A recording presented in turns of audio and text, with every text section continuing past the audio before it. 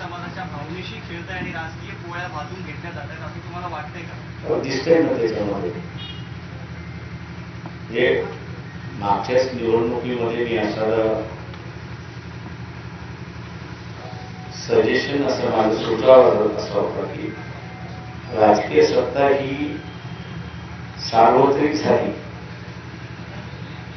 तर समाजामधला सलोखा हा स्थळ कायम राहतो.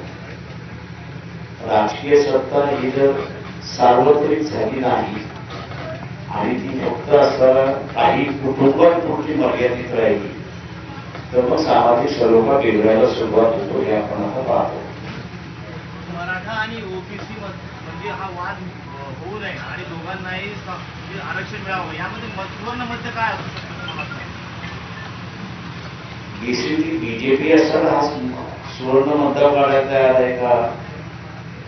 राष्ट्रवादी आणि काँग्रेस हे दोघेही असताना ज्याला आपल्याला म्हणता येईल की हा प्रश्न सुटावा म्हणून त्यांची मानसिकता आहे का? तर मी असं म्हणेन नाही.